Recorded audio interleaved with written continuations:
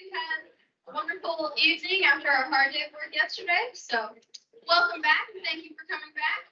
I'm going to get started with just a few housekeeping things to remind us as we begin our day. One, you should go ahead and get a pen out because we're going to fix our schedules. We have made significant changes to adapt to new ideas. So get that out and I'll go over the schedule in just a second.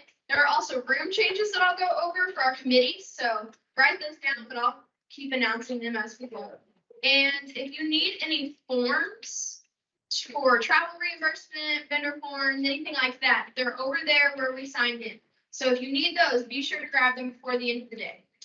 They're all there, accounted for, and they can help you with whatever you need. So definitely do those. So first, our schedule. There we go. So the biggest switch is that we switched our whole group activity and our standing committee work time. So we will get started as soon as we're done with our launch and connection in our standing committees. So put that on there. It's 2 hours. Our lunch is also earlier, so that's always good. But 2 hours in standing committee work time. And our standing committees, we have 2 that are switching rooms. Accelerating innovation that was in here yesterday is now going to be in the first room past the kitchen. And Bold New Futures that was in there, it's going to be in here. So it's a little switch, but remember that before you go to your committees. And let's see, lunch is at 11:30. Then we have standing committee share out. So this is some time to reflect on what happened in your committees, the new goals that you have, ways to connect with other committees. We'll be working on that. So as you're going throughout your work today, think about some things that you can share out, things that will be helpful to other committees as well. And then we have our whole group activity where we're going to explore a possible policy option, a way that something could work itself out, just to go through the steps and see how our ideas can be put into action. And then we're going to have our closing reflection and announcement of the new chair and vice chair that you all voted on. So that's our schedule for the day. Anybody have any questions about the schedule? I know it's changed, so I just want to make sure we're all clear. All right.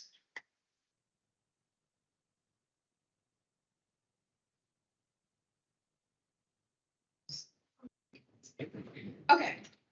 So to get today started, we are going to mix and mingle a little bit. We're going to talk to each other about yesterday. So I want you to take a minute, 2 minutes, write down 3 words or phrases to reflect on yesterday, to reflect on the full council process so far.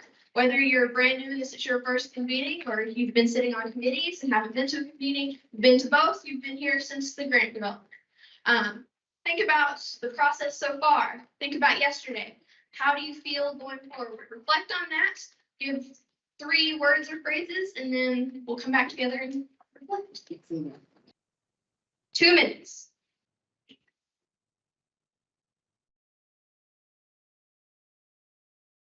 So now, I want you to find somebody you haven't spoken to yet. Find somebody you haven't been sitting with, somebody who's not in your standing committee. Talk to them about that. See if you had any similarities in your words and phrases. See if you had any differences. If they were totally different, talk about why that is. So go meet people. Talk to them. All right, now that we've had a chance to reflect this morning, how do we feel? Do we feel good about going into this day and working with our committees and working with other committees even? 5, yeah, I like it, Edna. Yeah, so we feel good, right? Yeah. No, yeah, okay. All right, so now that we've reflected, is there anybody who feels compelled to be a reflector for this afternoon? We had 3 reflectors yesterday. We had like 3 different. 1, Caleb. Yes, thank you. 2 more. Oh, come on. All right, we have our 3. Thank you. So this afternoon, you will be just talking to us about your experience over today, how that makes you feel about going forward and reflecting maybe on the work so far. So thank you so much. And now that we've had a chance to talk to each other, we'll hear from Dr. Young here, and she's going to tell us all about the moonshot, I think, still? No moonshot today. No moon shooting. Be careful when you say that. So I just wanted to reflect a little bit out loud with you all today too. So I don't know about you, but I reflected all the way back to Nicholasville last night and all the way in this morning and probably again about 2:42 a.m. thereabouts. So it was a really great day. I think yesterday was a gift for me in a whole lot of ways. And so I have kind of three notions about that. First, I want to ask, in all sincerity and kindness, how many of you worried about Raider a little bit last night? Yeah, I thought about it a lot.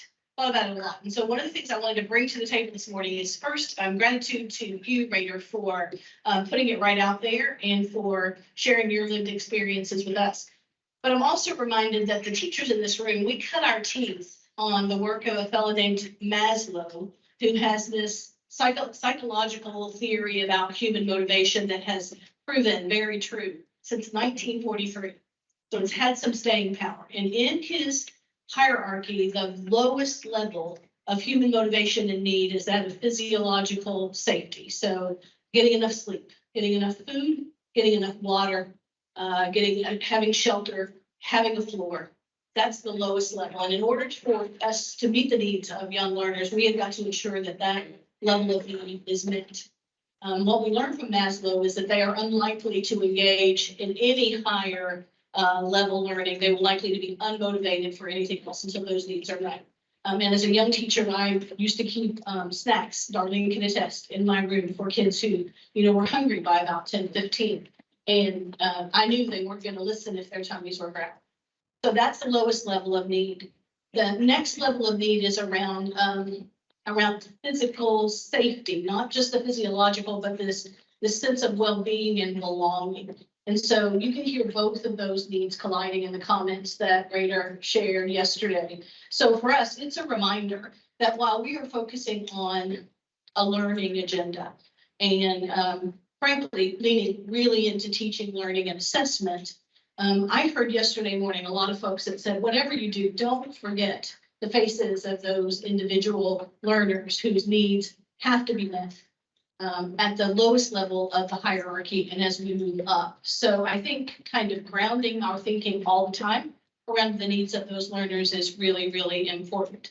And I just finished a book chapter where I wrote about what it means to keep schools safe from the inside out. And that is not an anti-school security message because we need all of the technology and support for security from the outside threat. But most importantly, what we heard echoed in Raider's comments yesterday is that we need to keep kids safe inside our schools, and that's from bullying and harassment and all the experiences that they have that keep them from being able to move up in terms of their own personal motivation around learning. So thank you for that. And the second reflection for me is gratitude. Especial gratitude for the voices of the few among the many and your courageous willingness to share that. I mentioned it at the end yesterday. But what I also think I failed to mention was that I presumed and understand good intentions from those folks. The sharing us from yesterday morning and causing us to pause and live up to the ideals that we put forth was critically important. But they didn't offer, you didn't offer your perspectives in an intent to derail us or to keep us from doing the collective work. Instead, just the opposite. You brought to the table the concerns that otherwise simply would not have surfaced and would likely not have resulted in as good an outcome as what we will experience after today. So grateful for that. And then the last thing I want to mention, kind of piggybacking on that, number two, is that we, in UK where I work, we talk a lot about change theory and change agency and leading change. And you probably know some of these. I know Jim Flynn does a lot of work around, as he's leaving, around, he's changing seats, yes, around adaptive change versus technical change. That's Heifetz and Litsky you've heard about. Forming, norming, and storming, and a lot of the change theories out there, and every single one of them leans into something that we often forget, and that is there's a messy middle in change, right? And the messy middle is uncomfortable for a lot of people. I kind of thrive on ambiguity. So I love a good messy middle, but other folks, they don't. So a few of you in the room, or maybe more than a few of you in the room, are like, oh, this makes me a little uncomfortable. It's kind of messy. What's the plan? Welcome to the messy middle. That's where we are as a coalition, as a KUWL council. We are experiencing the messy middle. And I just want to give you some rah encouragement today to push through with us. You came back. So that's the first decision. You showed up. And so today, as we begin to continue to work through the messy middle, we're not going to clear it all up today. The clouds are not going to lift, and choirs from the heavens are not going to say, at the end of the day. I don't think possible, but I don't think so. So as we push through the messy middle, I just want to encourage us to do that today, and just to know that we make ourselves better because of who we are and because of each individual in this room. So I thank you for that. And then I also want to introduce my good friend and dear colleague, Dr. Sharon Porter Robinson, who is the vice chair of the Kentucky Board of Education. She has joined us today to help us, much like Rep. Tipton yesterday, to help us think about what the policy implications of our work are. She's going to be joining the Accelerating Innovation team this morning, has an amazing background in educational testing, lots and lots of lessons learned there. So I'm excited for her input, but I'm also excited for her outside objective critical friendship as we move forward and kind of hear this work, celebrate this work. She's already said, I'm here to party. So as we think about that today, if you have not met Sharon, please take time today to say hello. I'm going to wear you out before the end of the day, but please meet her. She's an amazing member of our board and such a great thinker and leader. So I think those are my remarks for the morning. I'd be happy to follow up individually with you all. I'll turn it back to Granny Audrey. Thank you. That's my Twitter handle, if anybody's wondering why she's calling me Granny Audrey. So if you want to tag me, Granny_Audrey. All right, so thank you, Sherry. Yes.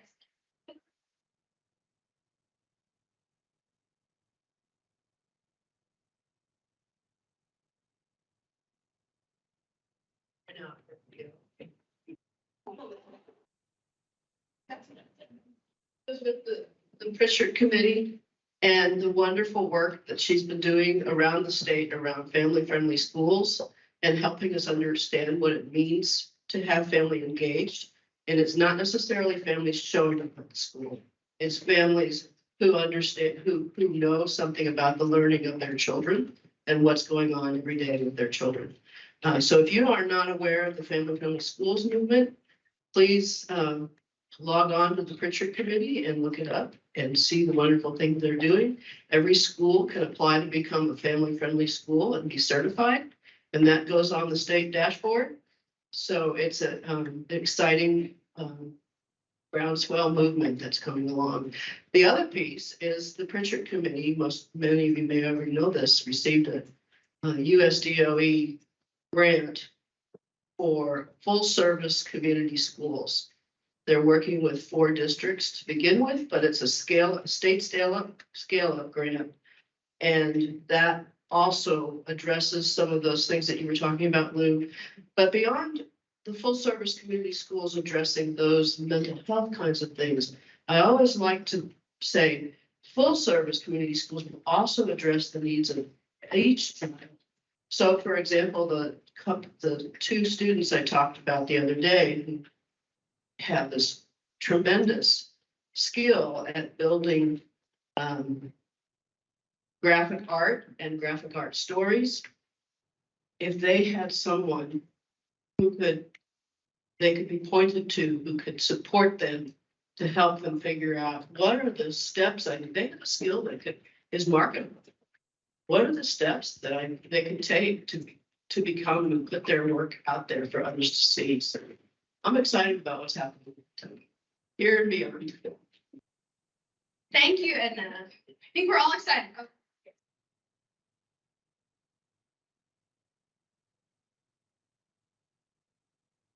Entropy, DJJ.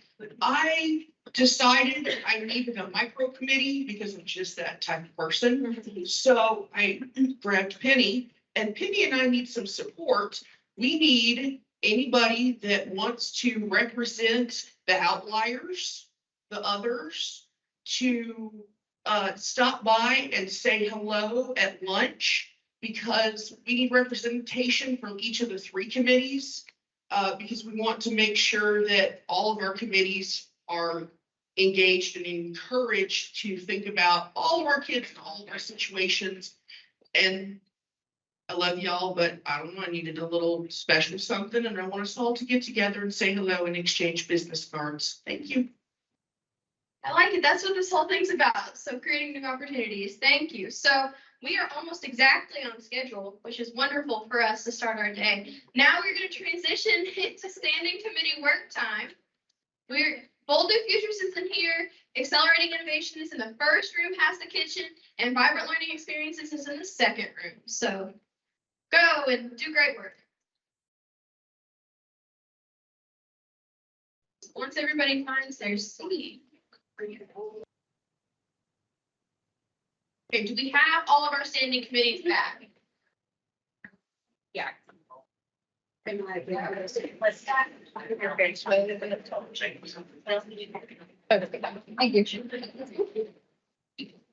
right, take that as everybody is back.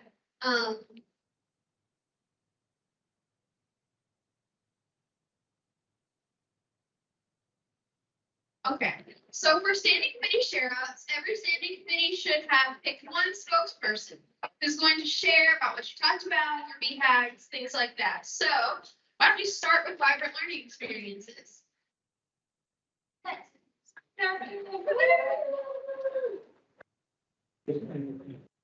Hello. I'm Justin Benning. I'm the VLE chair, and we were chosen to share out first, so just get ready. So, starting with our previous BHAG, it was to develop an internal shared understanding of vibrant learning experiences that matter to students, so we can articulate a vision and strategic plan to create excitement about the future of education in Kentucky. And when we made that, we learned that we have a very passionate group, and we went through a lot of different big sticky notes to get to that. And then we decided, how are we going to work with this? So what tasks were done is we created a learning playlist that's shared with all of our members. And in it is resources from around the state and, reflections from the members themselves. We have educators, we have students and administrators. And then Sarah invited the Canopy Project to one of our virtual meetings. And the Canopy Project is a nationwide map of where vibrant learning is, across the United States. And schools can submit and be approved to, be a dot on their map. And you can look and see what they're doing and their different demographics within the school. And then we said, well, what's the best way to figure out what kind of vibrant learning is going on in schools? It's to go to the schools. So we went to Marshall County, Kentucky, which is my little neighbor, way over in Western Kentucky. And they did PBL presentations, and got pictures of that here. And so each grade, I was there through K through 3, had a PBL prompt. Kindergarten was passion projects. First grade was problem-based learning. Second grade, I don't remember, but I remember third grade was, Marshall County is a tornado town. And so they were designing houses on Minecraft and had to use area and perimeter and meet certain standards. And they were actually working with a community partner and an architecture firm. And the best house was actually going to get built in their county. So it was really cool to see. And this is a first grader here, a little girl. And in Marshall County's Portrait of a Learner, their local District 1. That is the Passion Project picture is from kindergarten. And then the first grade PBL prompt is up on the screen as well. And so then we went to Eminence Independent Schools, which was absolutely amazing. And coming from a small school, going there, they are a small school, but they're doing a lot of good stuff. So we got to meet their superintendent, Buddy Berry, and we got their portrait of a learner, and he took us around and showed us what was going on in his classrooms and talk about vibrant. It was very vibrant. There was project-based learning. They were having passion project week. Their teachers weren't teaching the test. They were teaching, what students wanted to do. They had workshops everywhere. Students were filming podcasts in the lobby. There was all kinds of stuff going on. And so out of that, today we came together, we put all this together and we talked. And we came up with a definition of vibrant learning for all of you. And it is, as agents of their own learning, students are cognitively engaged in relevant, authentic, meaningful education, discovering their gifts and talents, which culminate into personalized products and experiences that demonstrate their mastery of knowledge and skills.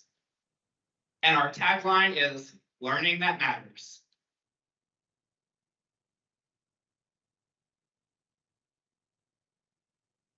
We're very proud of that. And if you really dive into the definition, it's student-centered, it's authentic, relevant it's real world problems, it's things that are going on in their communities, in their schools, but it's still education. They're still learning. And they're getting mastery of knowledge, which is the academic side, and skills, which is the soft skills side. And we also spoke about if vibrant learning is happening, something from Portrait of a Learner is being met. It may not be every competency, but if there's vibrant learning there, then one of them has to be met. And so then we had questions.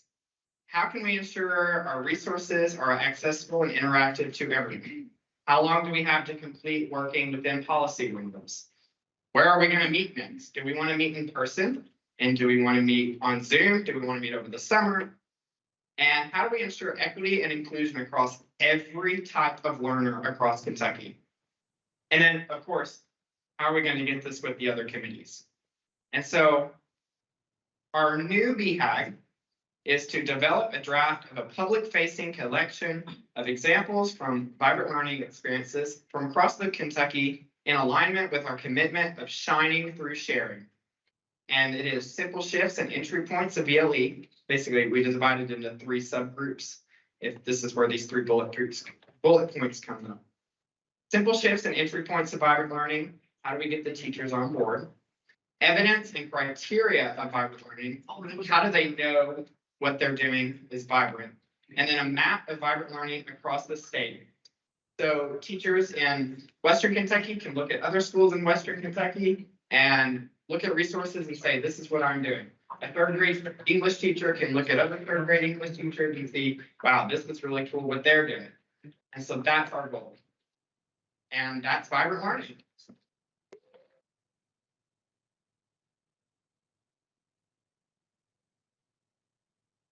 Thank you, Justin, and vibrant learning. So let's give one more round of applause for vibrant learning. Absolutely accelerating innovation. So who is our spokesperson for that?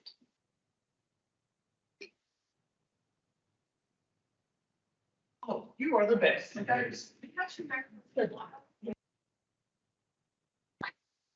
I love this one.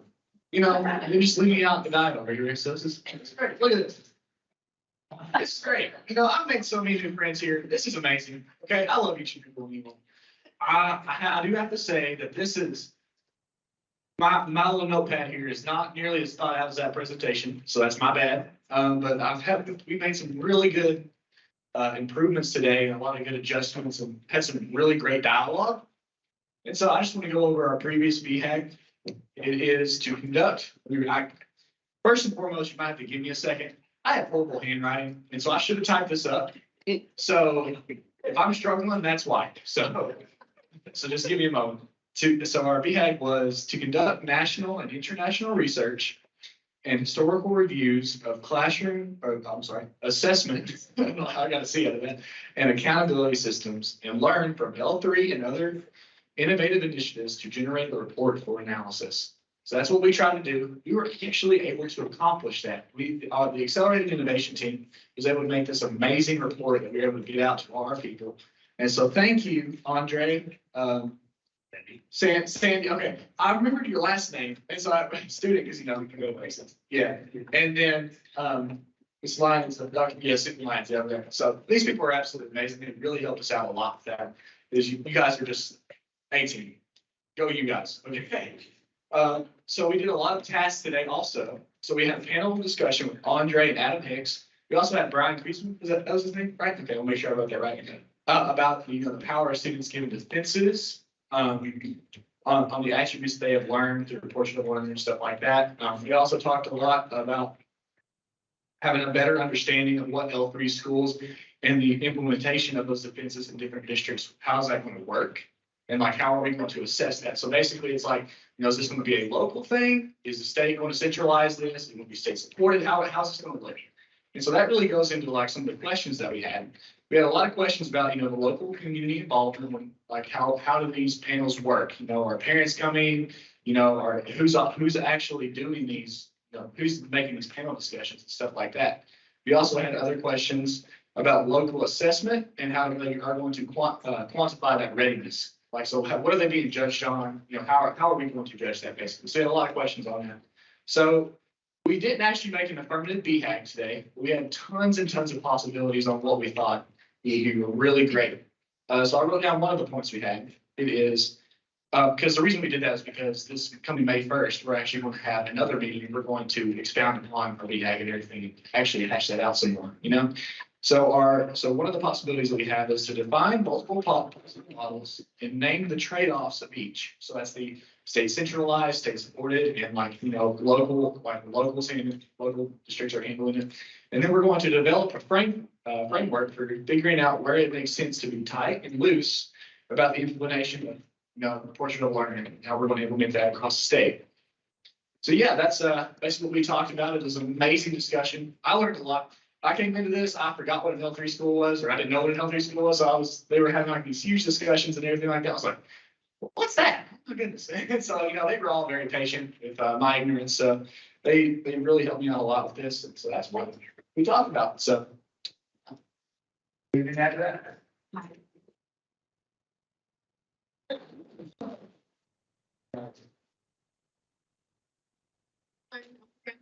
gonna make you do it for all of us. Acceleration.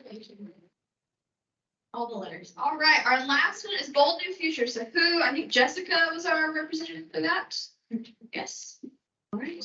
We have poster papers. So Yeah. we're the Yeah.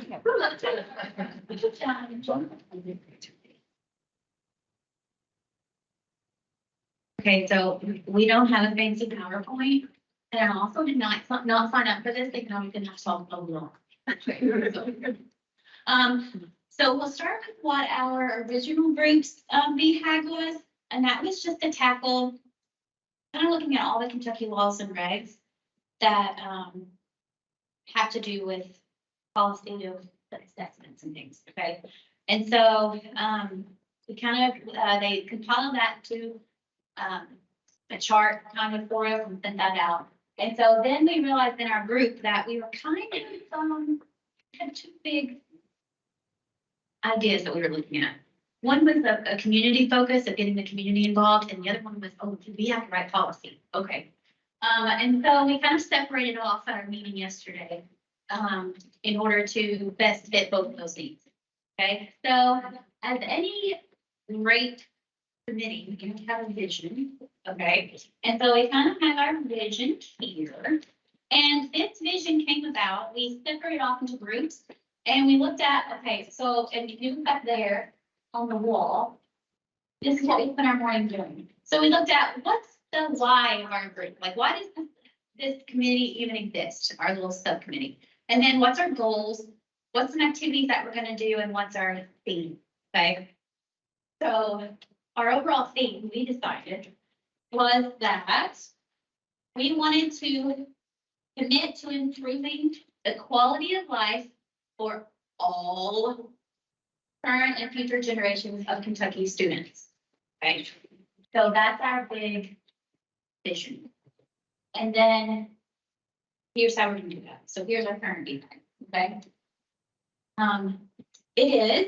We're going to start by building capacity and increase engagement among communities, families, and students to support policy implementation that supports the reimaging of the education system in the Commonwealth. And we'll do that by collecting data every district to understand the value of the portrait of the learner skills and identify learnings to inform change to state graduation requirements. So we'll collect specific examples of barriers and challenges to inform policy implications. So basically what that means is that our goal is to kind of reach out to all the districts and say, hey, what are you doing right now? That might already fit into this idea of you really want to help all kids. You want to have them be ready for the real world. So how can we take what you're doing and all the struggles that you're facing and all the things that are going great and make that into a policy that works for every district in Kentucky? Okay, so that's kind of what we're focusing on. And then our second committee, because we have that policy, like let's write this policy to help do that. And then the other one was our community. We cannot forget our community. So what people are we going to get together? How are we going to get them together to help us do this? So we're never going to forget about them the entire time we're doing this policy changing. Okay, so feel free to go back there and read all of our wonderful notes. Okay, we worked really hard on them. And if you have any questions, feel free or not. I don't know if we have a question and answer session. Just kidding. Thank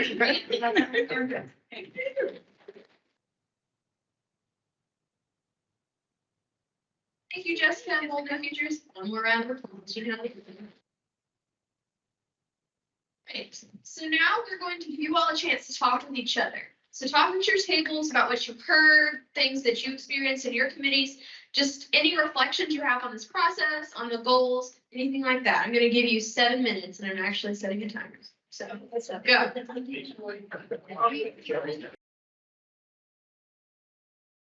now I'll transition to Donnie and our panel here. Excellent. Thank you so much, Audrey. So we wanted to have a group of folks with different perspectives share the way that they heard or the way that the BHAGs, or what they heard in the BHAGs and what it makes them think from their perspective. And so we have a really incredible group of folks up here who are just responding from their heart and their experience and what they know about the context from their perspective. And so I'll let each of them introduce themselves really quickly, and then I'll recap the BHAGs as I understood them, and then we'll have them respond in turn. Okay, so I'm gonna start over here. Listen. Hi, I'm Suzanne Farmer, and I'm an early childhood educator and just very recently transitioned into the role of a chief academic officer in Danville Independent Schools. I'm Hicks, Assistant Superintendent of Curriculum Instruction and Assessment for Shevda County Public Schools. John West, I'm a parent representative. I'm with the Human Resources and Staffing and Recruiting background. I'm also a youth pastor. Isha Jana, and I'm a student at Tates Creek High School in Pike County. Hi, Lou Young, Kentucky Board of Education. Patrice McCrary, Kentucky Board of Education. I am Sharon Robinson, Kentucky Board of Education. So I'll recap, and forgive me if I get anything wrong about the BHAGs, and feel free to just say that, tell me if it's something wrong. So my understanding of our learning experiences standing committee is that they will be essentially creating a bank of examples and tools to help us really deeply understand what vibrant learning experience looks like. The Accelerating Innovation Group is going to be exploring whether like the costs and benefits and trade-offs of having a really centralized implementation system for the portrait, or one that's a little bit more decentralized and local, kind of what does that look like, and what sort of differences would that result in? Is that generally right? Yeah, folks.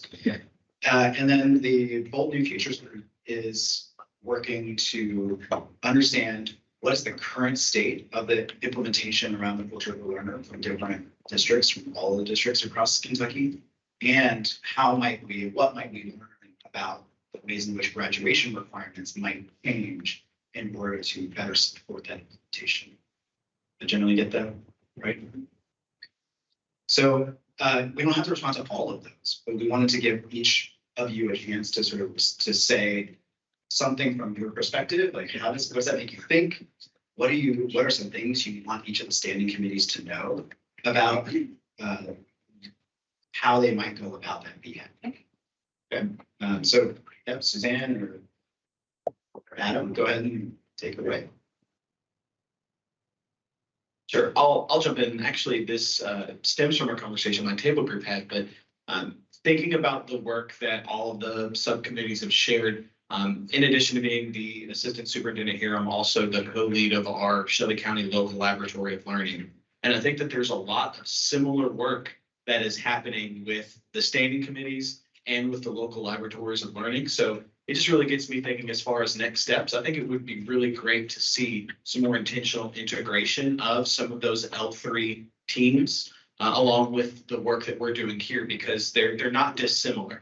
And so by being a little bit more intentional and lumping in so many of, the over a dozen L3 districts that we have, I think a lot of the questions that I've heard some of you ask will be very easily answered, because as an L3 district, we can provide. I'm just one of, again, over 13 at this point, who can provide very tangible, specific evidences of everything from community involvement to what a local accountability system would look like. And I see that as a really powerful next step for this team to make it very tangible and real. And frankly, we don't want to have to do double the work. Like, so if there are local L3s who are already doing the work, and that was kind of the purpose of the L3 design to begin with, was to hopefully help to inform next steps for this group. So I would love to see that moving forward.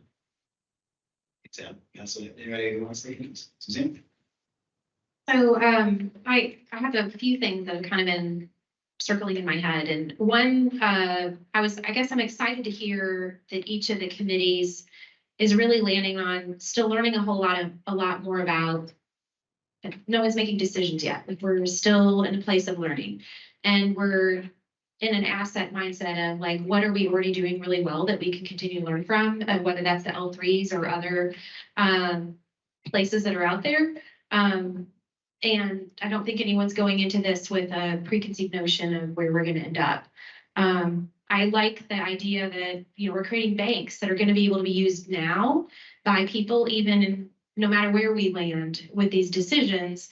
So I do like that a lot. Something that I keep returning to in my head, I just so happened to sit with other early childhood people when I came into the room yesterday, and there's a lot to be learned from early childhood.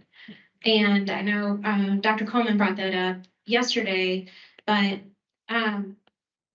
there's so much to be learned already from that world. And I was a principal of an early childhood school or primary school for the last 4 years, and had the blessing of not being an accountability school. And when you're not an accountability school, you can measure what matters and you teach what matters. And there's a lot of great places doing amazing things because they have the freedom to, and we're doing right by kids in those places and teaching the whole child and assessing the whole child in really appropriate ways. And I'd like to raise that to the forefront for these committees moving forward.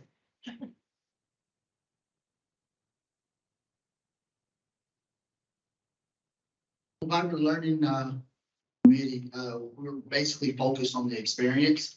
And I was interested in, although we sit on separate committees, you all are exemplifying some of the things that we discussed, which is going out there and seeing it already in progress so that we can assist in facilitating and sharing that information across the state. I personally, along with some of my colleagues, had the opportunity to visit a school where when you walk in the school, there's a slide. It's welcoming. Yesterday, I mentioned a breath of fresh air. Justin talked about the drones and woodwork and things of that nature that they were doing. So our goal is to find those experiences, quantify it, and then push it on to policy so that it can assist. I believe the Bold Future, they talked about the implementation of the policy and the portrait of the learner and how it will change graduation requirements. So that's what I'm hearing. And it sounds like some of the things that we're talking about, it just really integrates. And I'm excited about that because we're not in the same room, although we can hear it through some of the dividers. We have no idea what you're saying, but we're on the same page.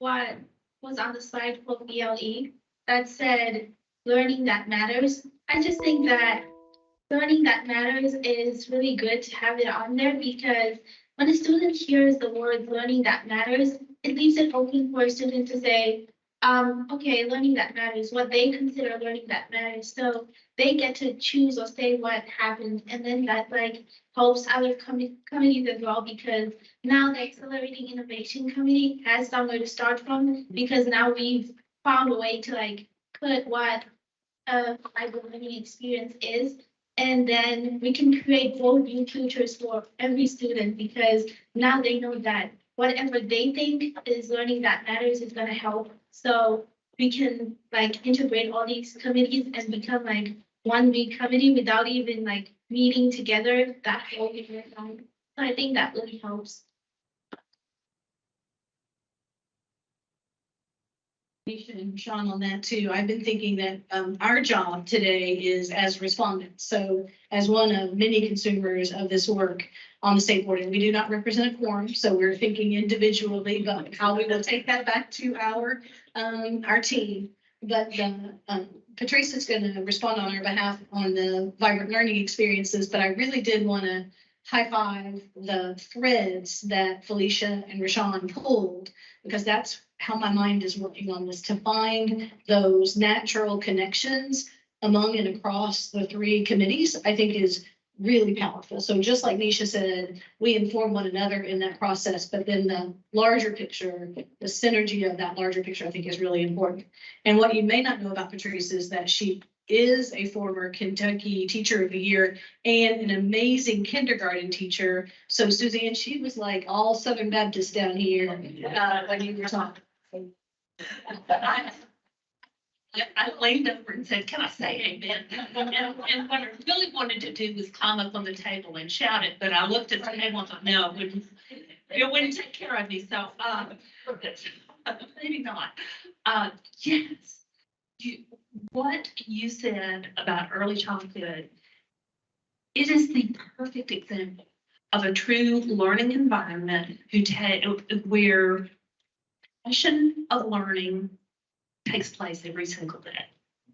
And as they move from, and for years, I was 31 and a half years teacher, from watching the students move from that kind of environment into upper level grade, and it becomes a sit and get, or a read and know, or this is what you have to know for the test environment. I would often think, what are we doing to our kids? Are we absolutely crushing their desire to learn? Doing what we think is best, but it's the best. So I am rejuvenated. I've been here for 30 minutes, 45 minutes, and I said, I walked in and I started listening to all of this, and I am seeing something that began as what I would say a twinkle in an eye of what we had a dream for our future, of what the classroom would look like for our students who are going to one day go into the world and make Kentucky an even better place and hopefully keep them in Kentucky.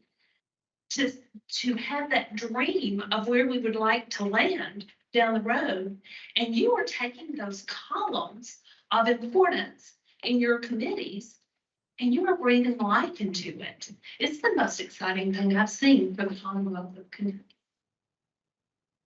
And she can still crisscross applesauce onto the floor and get back up. Good help. If she's close to the table, yeah. So I think just before I hand the mic down for the second BHAG, the other thing I want to point I want to make that has been inferred a lot in the conversation, but not as explicit as I think it needs to be as we wrap day 2. And that is that we have consistently in Kentucky and nationally and internationally for the last decade heard from business and industry a message that resonates with what we just talked about. And that is that we want these kinds of experiences for our learners so that they go into the workforce prepared to think, solve problems, troubleshoot, and be the kind of employees that we want them to be. So when we have these panel discussions, love our community partners. The first point, when school leaders come in and they sit down and say, what do you want from our kids? Their first answer, honestly, is always, we want them to show up on time and drug-free. And so we said, right, we do too. We want that too, but that's a low bar. What do we really want? So when you probe that question, then you hear them say things like communication, collaboration, vibrant learning experiences that culminate in personalized products that show mastery of knowledge and skills. So they tell us we can teach them what they need to know to do the job, but we need them to come with the skills and dispositions to actually perform. So the second VHAG around this kind of loose type question is something I'd love for the sort of district and school-based folks to weigh in on. Where do you feel like you want flexibilities? Where do you feel like you want actually some constraints that would support your work?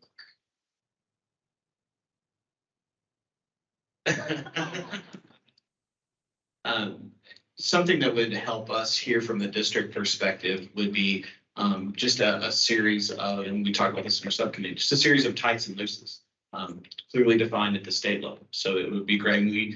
We try to model that with our schools here in Shelby County Public Schools. We'll set our defense tights as far as these are the expectations, but then here's where you have some freedom.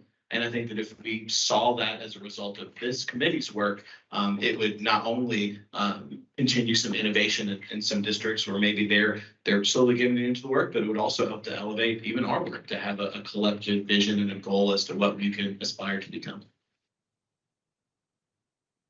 Might even help, I don't know, brainstorming this on the fly, that I know there's districts in different places. So a district that maybe is pretty far into the work, some of these districts that we've been hearing from lately, maybe there's even a way that they can, like there's a state model that if you don't know where to start, this is where you start.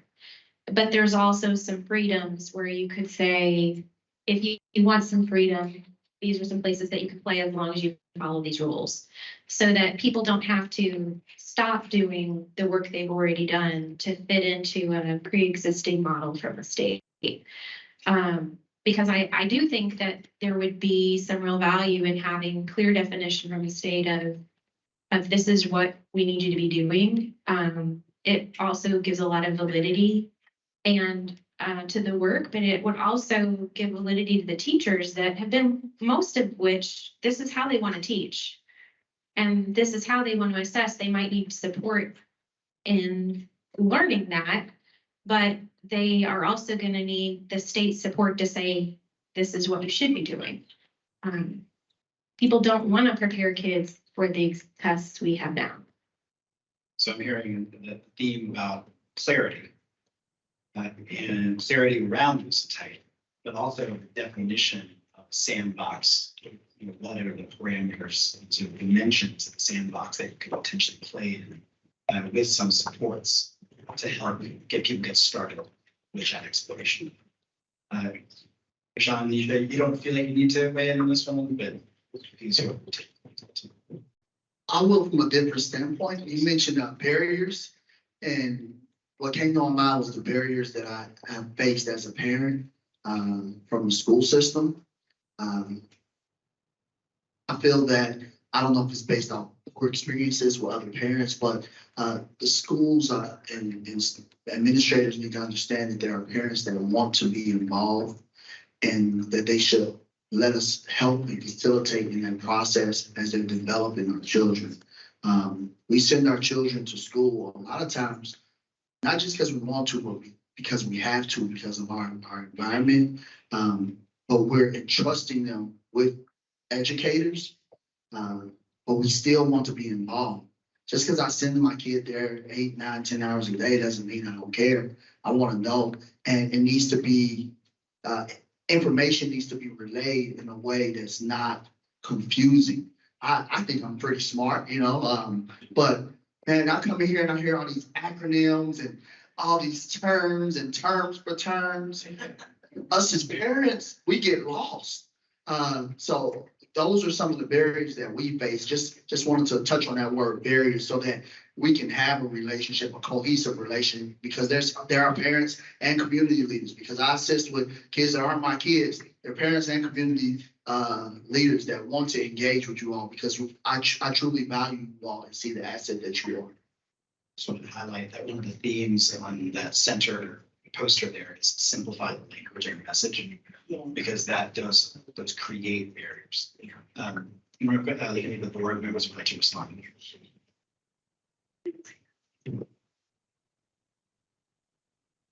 I really want to start by thanking all of you for allowing me the opportunity to witness and contribute to your amazing work, because I feel, join me in the conviction, every household in our Commonwealth and state sends the best students they have to school.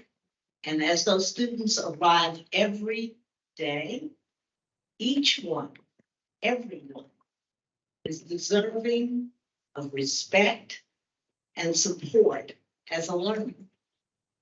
So we know we are not fulfilling that obligation right now in every instance. And we can give a list of excuses why not. But I feel from what I have observed and read and witnessed of your work, that we want to be accountable to that standard. Each one, everyone, no acronyms involved. And to be accountable, we need documentation of where they are, what they need support in order to reach the next goal, the next aspirations, and especially to know and articulate, have them articulate their goals for a future that may require them to work really hard. And they can embrace that goal with the confidence that the system of education in the Commonwealth of Kentucky is designed to support that hard work that they must put forth in order to become a contributing citizen. That is a dream and a goal, a standard that I feel each person here and those with whom you work could articulate with no trouble at all. Now, the question is, how do we support your efforts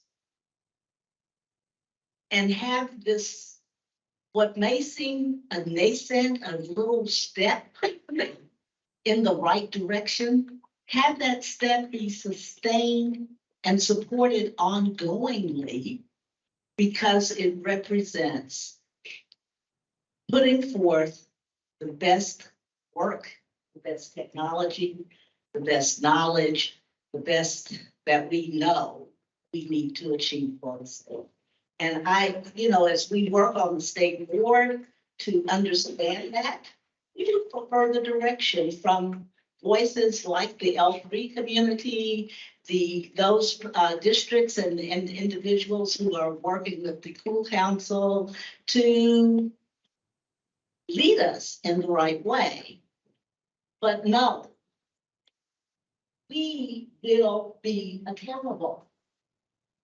That means we need valid, reliable, sufficient documentation of student progress for what you're doing at the local level.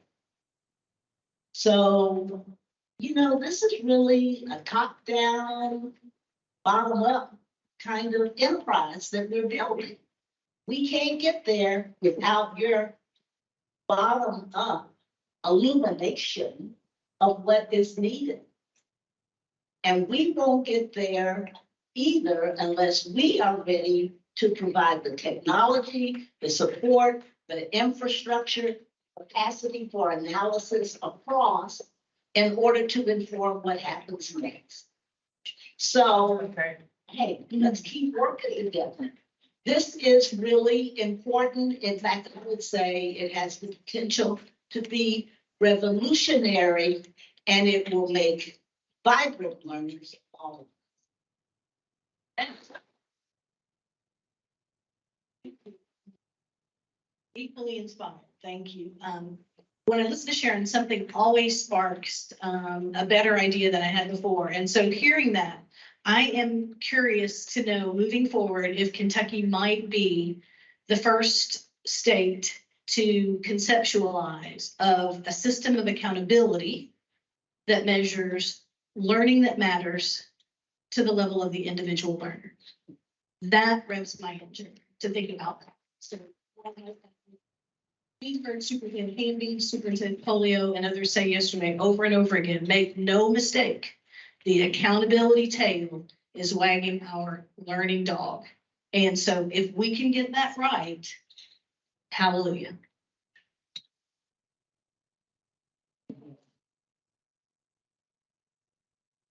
I want to highlight something that came up in a very first discussion yesterday, that Kentuckians want a system that moves from command and control to trust and partnership.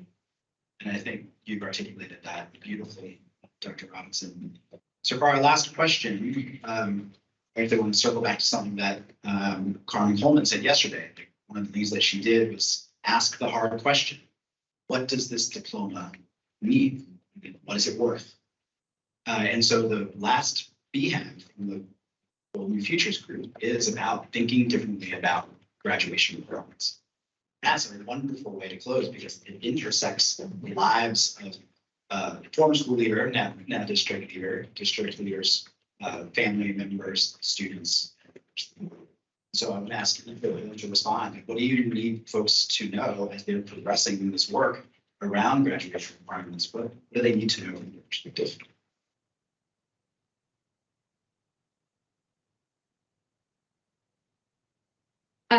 I guess for me, as a parent and as a community member and even as I still don't feel like I'm district yet. It's really only been like a week. So, anyways, yeah. Anyways, I think that I see the need, and hearing from some of the L3 schools, I love the creativity that they're using when they're thinking about ways to hit graduation requirements, looking at internships or other ways and not just measuring it with seat time or how can we hit some of these requirements so that it's done in a way that's meaningful and relevant to everyone. I'm not saying to lower the bar at all. In fact, I think in many ways, the bar is higher. I had a child who, my oldest, she's in college now, but she went to the Gatton Academy. And so, you know, those of you who don't know about it, it's a great opportunity for students to go to college and be in high school, live on the college campus. She was at Western. Dr. Coleman knows all about her. She stood up in one of those meetings and told her exactly what a diploma meant as a second grader, right? And she's still trained in the world. She wants to teach. Yeah.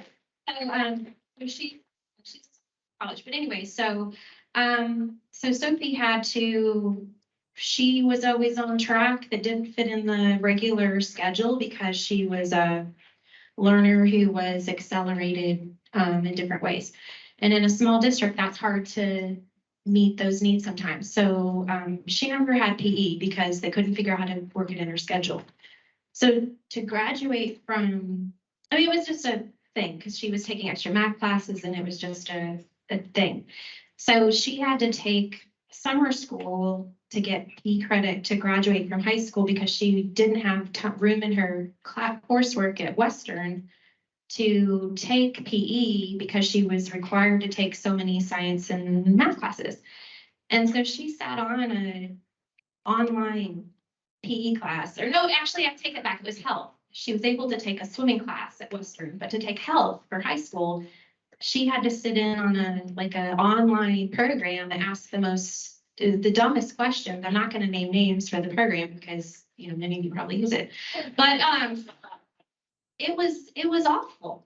And she could have done something much more meaningful to demonstrate that she understood what health was. Anyway, so my soapbox. To build on that a little bit, it just always helps to set a bar and an expectation for everyone to reach for, then jump over. Locally, one of the things that really changed our system in Shelby County is when our school board decided to make a defensive learning a requirement for graduation for all of our seniors. And by just simply naming that expectation, our system absolutely just continues to evolve. And there's an instant sense of legitimacy and ownership, not only from students in, but also the teacher and the communities. entire community is understanding that this is our expectation for what a graduate needs and what a graduate needs to look like. So as long as that bar is set, students will always rise to the occasion.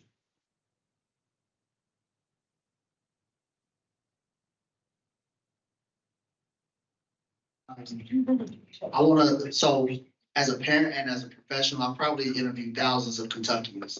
And I wanna know that my child is prepared to go out into the world and excel and succeed.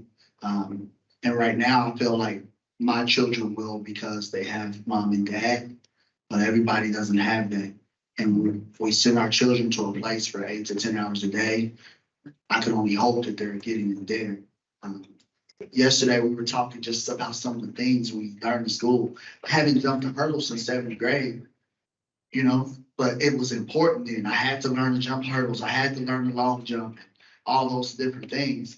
So just making school relevant so that people can graduate and, you know, everybody's dream or future is in college. Some people are going to go and work in different environments, but they still have to know how to communicate effectively. They still need to know how to arrive on time, know when to speak and when not to speak, things of that nature, things that they can learn in school. So just making education relevant for our graduates. And Nisha, you experienced the system. So if you were recommending changes to the way we want to think about graduation, so what would you suggest? I think I suggest that the requirements actually be something that students are doing, because right now there is a civics requirement for students to pass the civics test. And some schools don't even teach any civics classes. They just give the test. And apparently for the test, the study guide is the test, and you just study for the test and you get the answers and you write the test. But then like none of the students are being civically engaged. They're just going to school or going to sit in a civics class and prepare for a test that's apparently really easy to pass. So it's not really helping anyone, because you want to create leaders, but you don't want to create civics leaders. You're not creating people who can go out of school and be able to participate in their own country and make decisions. You're just creating mindless robots who just want studying on paper, and like it's like a code that they're just going to memorize, and then after it's done, it's just cram and forget, and then they never come back to it. So I think that they try to be more consistent and trying to implement that students are actually being civically engaged, whether it's the test or maybe a syllabus, or trying to put it in other classes like US history, so that students are at least getting something part of civic engagement.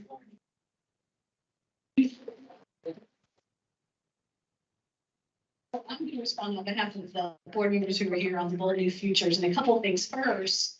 Nisha called out something that we all know happens, but I can also stop and just say that is an important cautionary tale for us moving forward, because I assure you that the Kentucky General Assembly and the Kentucky Department of Education did not move forward requiring a civics test of all high school graduates, thinking that it was going to end up being implemented like it is.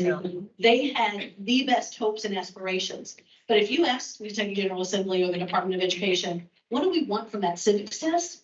They want an opportunity for kids at Tates Creek High School to be civically engaged, and then some kind of a tool to say, we're measuring that. We can make a much better a much better tool than that. And so it's a perfect example. The best intentions on our part can yield an amazing set of graduation requirements. But if we aren't faithful to the vibrant learning experiences and the assessment and accountability practices that follow, then we will one more time turn a really great idea into some really, really bad practice. So I think, yeah, we checked the box. So I think we have to be really sensitive to that moving forward. Huge takeaway for me in the conversation today. The other thing I want to say, I was able to eavesdrop on the Bold New Futures conversation over here. Chair Tipton was chosen to speak out, to share out from his group, and you heard them talk about their purpose is that they are committed to improving the quality of life for every Kentucky learner and every Kentucky community. I really do believe this is what the work is about. One of those regulatory options we have, thanks to the committee, is graduation requirements. unbeknownst to many of you, the state board is working on, is it Senate Bill 25, Brian, that talks about outside learning experiences and credit for CTE. So that's a new law in Kentucky. We're working with the team from CTE and KDE to develop what that would look like to credential outside walls experiences related to learning that matters in the world of work. We are also just promulgated a new set of regulations around early graduation requirements, and I did not bring those with me, but man, it aligns perfectly with the conversation Boldview Futures had. It includes language that sounds like the portrait of a learner, that sounds like mastering of knowledge, skills, and disposition. It sounds like students providing evidence of their own learning in a way that matters. And I also heard that team talking, no, I think it was the accountability team talking about the outcome of that should be something that is portable and valuable to the individual learner. And we've seen examples of that from Fleming County, for example. What does it look like when you finish your digital portfolio in defensive learning aligned to your portrait of a learner? And that's a document that matters when you're working on your college entrance process, when you're working on your first big job out of the community, when you're being recruited by the military. What does it look like if that passport, that student file, I think is what we were referring to it as, what if that really matters? So I'm excited about graduation requirement regulations in light of the new place. It's Donnie would refer to it, I think, as a window of opportunity.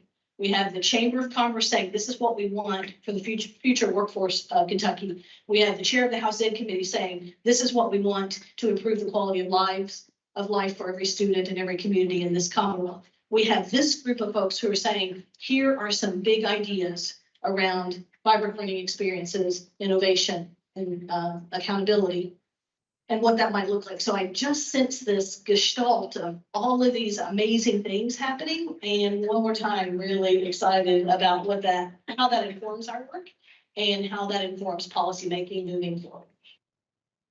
And I couldn't imagine a better way to close it. I will say on Adams, the L3 work happening in Jefferson County is about credentialing out of school learning in partnership with community organizations. So this interplay, this flow between these different pieces of this work is really important. And on that note, we want to just first say thank you to our panelists. They totally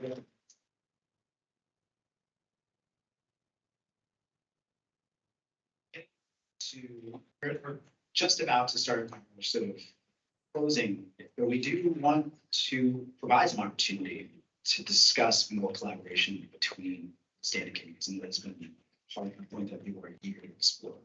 So we are actually just going to ask folks to find a person who is, or find a trio. I think we should be relatively people. Oh, yeah. And discuss. So we're going to transition to our next section. Before we do our closing reflections, I'm going to hand it over to Dr. Young here, and she's going to walk us through, I think, the clicker. I like it. I do have 2 slides. And again, thinking about what I've heard and learned over the last 2 days, I wanted to share, I might have to say Susan. I wanted to share one of my favorite thinkers and what she has to say about kind of the place where we are in terms of emergence. And let's see, there we go. So Adrienne Marie Brown, and you all may know her work. She talks about some of the things that, unbeknownst to us, Sharon Robinson said the same thing in her first remarks on the panel. So some things I want you to think about in this place of emergence. Messy emergence. I'm messing with your heads at 2 o'clock on a Wednesday afternoon. But what she has taught me over the years is that small is good, small is all. And that's what the L3 work is about, right? Let's try this out in a local place where the stakes are low, no children are harmed in the process. Small is all, small is good, and the large is a reflection of the small. So think about the direct applications to our experiences in United We Learn moving forward. Change is constant. So Adrienne Marie Brown says, be like water. Follow the flow, go with it, know it's gonna happen. You heard Jason start the day yesterday, talking about be prepared, be like water. There's always enough time for the right work. So you slowed us down yesterday, and it was an important deceleration for us. We stopped, we took time. There's always time for the right work. I wish I'd started with this one yesterday, but it's a reminder because you guys are meeting again virtually, some of you as early as Monday. There is a conversation in the room to be had, find it. You guys are really good at that one, I think. And then never a failure, always a lesson. And so that's part of the emergence model that I think is really important for us. Next, thanks, Karen. We've heard this conversation in the last 2 days repeatedly, and that is trust the people. And what we know about human nature, if you trust the people, they become trustworthy. I've seen that with pre-adolescents and adolescents in my 41-year career in education. The more you trust them, the more trustworthy they become. Move at the speed of trust. Again, we've modeled that in our experiences over the last 2 days, focusing on those critical connections in order to build that critical mass and the resilience that comes when we build relationships with one another. Less prep, more presence. I love your presence. You guys are accessible, vulnerable, present, kind humans, and we appreciate that so much. And we often say in education that what gets tested, what gets measured, gets, what we say? Taught, done. We say something like that. She says it a whole lot better. What you pay attention to grows. And so you heard Patrice and Sharon say today, we are paying attention to what you have to share. And so this is very much a nurturing model. How do we invest, water, grow, weed, grow, water, etc. So what you pay attention to grows. And we just thank you sincerely for your investment in that process. Back to Granny Audrey. Okay, so before we get into our housekeeping and announcements, we did have 3 volunteer reflectors today. So I'm gonna ask Caleb to come up first. Sean's on deck, and Jessica, you're after that. So let's give it up for me.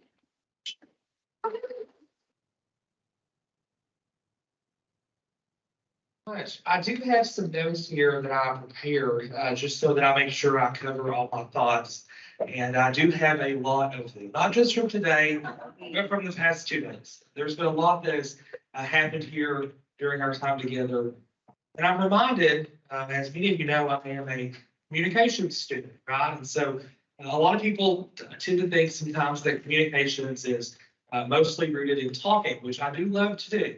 Although there's a lot more beyond that, right? And one of my courses that I'm taking right now talks about such a thing as a productive struggle when you're working in groups. And I absolutely think that we are at a stage right now in our group that is a productive struggle. We're thinking about different ideas. We're considering paths forward. And my hope is that we will ultimately rise from this better than we entered this stage. I think that we are at a place, as we should, thinking beyond just this room. So thinking about communities across Kentucky and how the work that we're doing here has the power to impact people in communities across Kentucky. On my drive home this evening, I'll get on 64, I'll take the Mountain Parkway to Highway 15 in Camden, and in the process, I will pass so many schools, so many students' homes, so many communities. And as I do that, I can't help but think that every single one of those groups, every single one of those people, the work we're doing here will impact them as stakeholders of our public education system here in Kentucky. I'd also like to say that it's very important for us to remain community oriented here, to have that perspective of focusing on continually engaging with the communities. I was very fortunate to be a part of the Kentucky Coalition for Advancing Education that helped with crafting the United We Learn report that ultimately brought us here today. So that document means a lot to me. But as we think about, especially with the Bold New Futures group that I'm fortunate to be involved with, as we think about engagement with our communities, it's important that we continually gauge what their thoughts are. how they perceive our work, what they think the best path forward is. Because as this work evolves among our group, right, as we continually evolve, the opinions, the perspectives of others out in the state, they evolve as well. I was also very happy to see that one of our groups, that our Vibrant Learning Experiences group, had worked on defining what a vibrant learning experience is. To me, that reflects more of really what we should do as a group, right? We are continually defining our purpose. We are continually defining our why we're here, what we're here for. I like to think that we are here for current and future generations of Kentucky students. And I think that it's very important for us to keep that in mind. And also, I think that throughout these past 2 days, we have really worked to own this work, right? We know we say united, we learn Kentucky. We say united, we learn as a play on our state's motto of united we stand, divided we fall. This work is for Kentucky, by Kentucky. So this work is being led by people who have deep roots in this state. And it's important that we ensure we continue to do so. And lastly, I would just like to say united we learn. It's so important for us to ensure that we are bringing people from across the state, and not just folks who have a passion for education, but even folks who may feel dissatisfied with the system, who feel unfamiliar. I don't know a perfect way to go about that. I don't know a perfect way to include those stakeholders, but I think that it's important for us to think about that as we think about moving forward, ensuring that we are including perspectives that haven't always been included, right? And that may not actually have all the interest in being here. We do feel like the system is not working for them, so that we can build a new future that works well for everyone. And I think that that's all that I have. So thank you.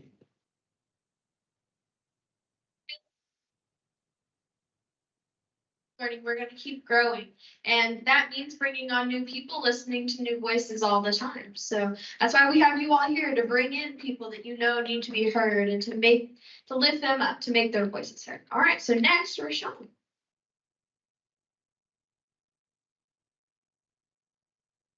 Thank you so much. I first want to thank our chair and Dr. Glass. I'm not sure if he's present today.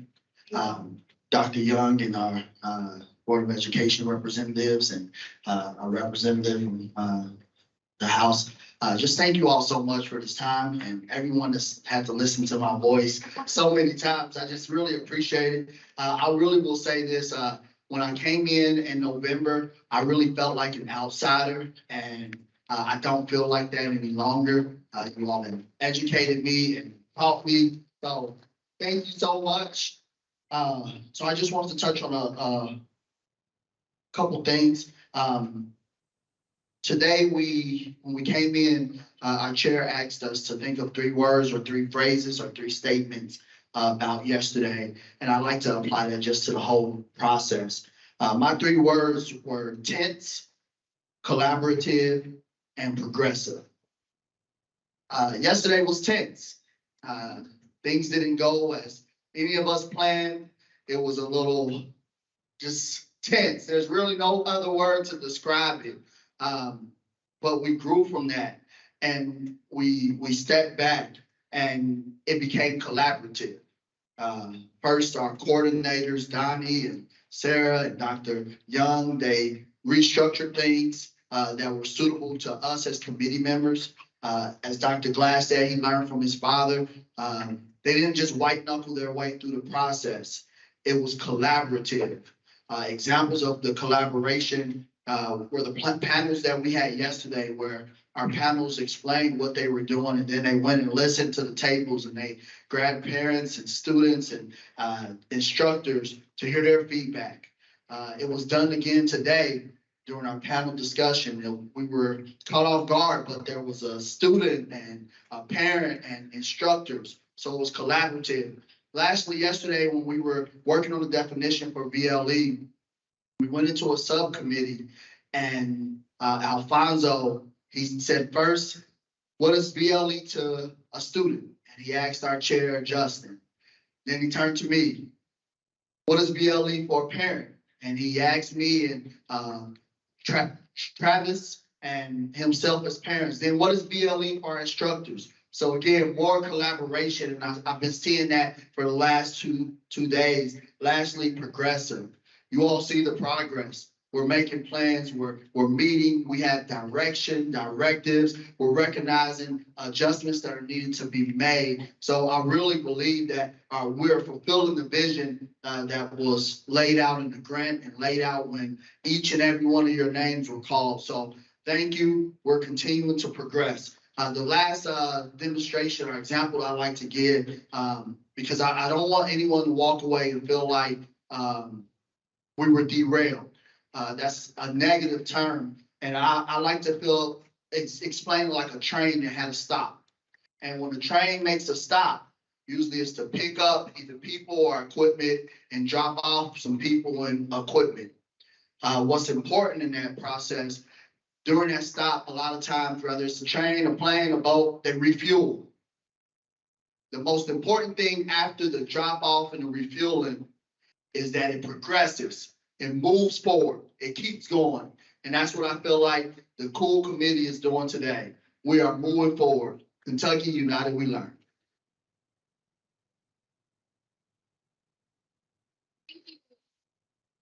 What you were reflecting on really shows that if we trust the process, we will get there. And I think we just have to keep trusting the process. And we've seen how far it can get us, and we'll keep going. All right, Jessica. Finish us up here.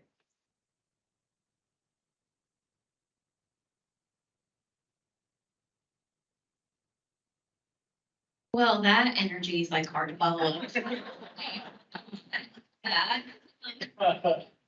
just two things. One, I wanted to kind of talk about what I've been hearing from people, and you guys are probably like, okay, we did not need that. But we're thinking that we really need to work to like bring the committees in to work together a little bit more. So you know how like right now we're just kind of sharing, this is what this committee is doing, this is what this committee is doing, and this is what this committee is doing. We were thinking, okay, but maybe we need to have like a moment where we all kind of work together so that one, we're not working on the same things in 3 different groups. And we were talking about like the assessments and policy changing. Is what if we write the policy, but then we find out what we wrote policy on, the other groups decided that's not even a good thing to write policy on, you know? So maybe just kind of looking at ways to actually work, have some work time as all the groups. Okay, that was like totally besides the point. But anyway, my reflection is that when I came in yesterday, there was a lot of people that was like, I don't even know what's going on. Okay, like I'm so confused. I'm confused about where this is going. I have no idea what we're talking about. Like, what is going on? Okay. And so, and then I also heard, so these are all going to be kind of negative things. Okay. So, I also heard like everyone is not being included. We're talking about the importance of everyone being included, but when I look around this room, I'm missing a lot of demographics. Okay. And I also heard from people, which is really humbling. They're like, yeah, this is not my first rodeo. I've been here 10 years ago. I've been here 20 years ago, 30, 40.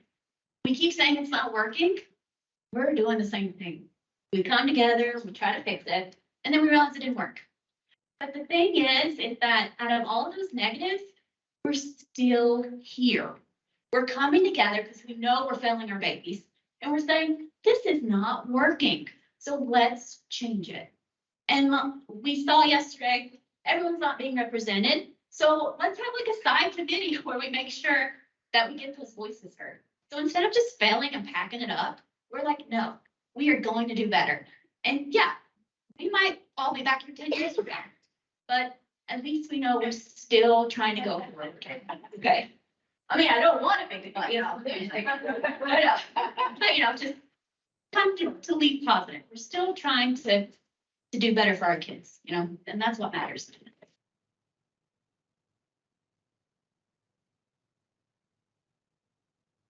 I want to say thank you to all of you for coming here today for your second day or your first day maybe, but just thank you so much for putting in this time. I want to say thank you to our KDE team. We've got Susan, Karen, Stacy, Stacy, Melina, they make everything possible. So the ease of lunch, because at things like this, lunch is not always easy. So they put in a lot of work.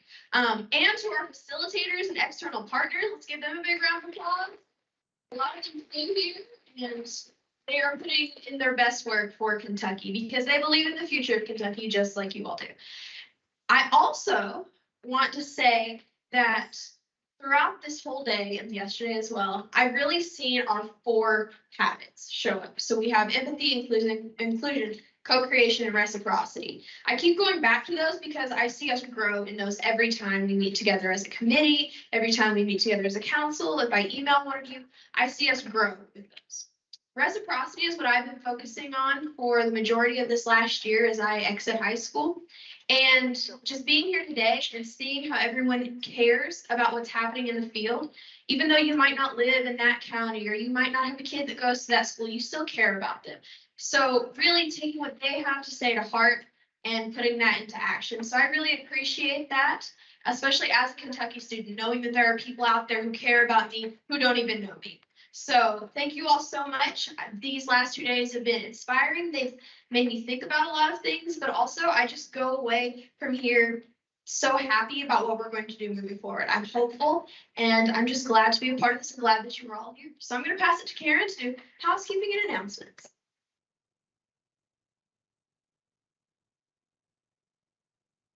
Thanks, everyone. So those who don't know me, I'm Karen Dodd. I'm the Chief Performance Officer at the Kentucky Department of Education. And I want to say a very special thank you because the work that you all are doing is flowing into the work that I and my team do when it comes to strategic planning, when it comes to what research we do at the department. That's what I'm responsible for, what my team's responsible for, and what you are doing matters to us. What you are doing is impacting what we will do. I also want to thank Adam Hicks and everyone here at Shelby County for allowing us to use this amazing space. Your staff, so very helpful to us and so kind. Thank you very much for that. We have a QR code up there right now. This is a very quick survey, so if you all can just click on that real quick, we just want to know where you might want to meet in the future and what maybe we could improve next time, what you enjoyed about this time. So if you just fill that out real quickly, we really appreciate that. In November, this November, we will be coming up on our 1 year with you all being members. You may recall that when you joined, we asked, do you want to be a member for 1 year, 2 years, 4 years? That is still very much open to you. So we will be asking as it gets closer to that convening, if you only wanted to be a member for 1 year and you're ready to roll off, we will just need to know that. So I'm just giving you a heads up that we will be asking that as we get closer to the next convening. We would love to have any and all of you to remain on the council, but if you feel that you're where you need to be, you've given what you want to give, we want to respect that as well. Okay, travel reimbursement forms, substitute teacher forms, school excuses, anything you need. See Susan back there at the desk or Melina, they will get you those forms if you still need them. The fall convening we do have in the works already, so that will be November 2nd and 3rd, and it will be in Frankfurt again, okay, where we had it last fall. And now you all have been voting on who you would like to be as the next chair of the KUWL Council and vice chair. So I am very pleased to announce our new chair is still Audrey Gilbert. And there like that.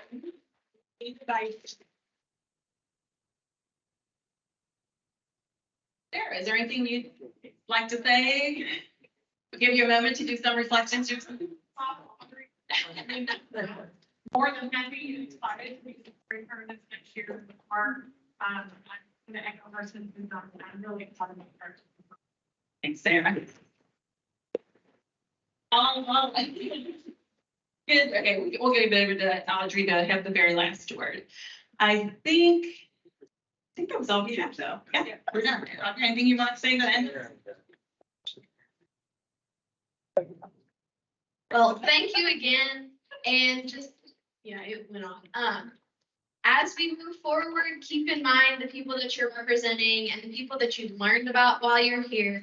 And when you go back to your community, share this work. Find people who are interested or people who have no clue what's going on and talk to them. Let them know what's happening and let them know that you value their experience wherever they are in life and that you want to bring that back because you're representing them. So as we go forward, keep that in mind, do good work, and have a lovely trip home.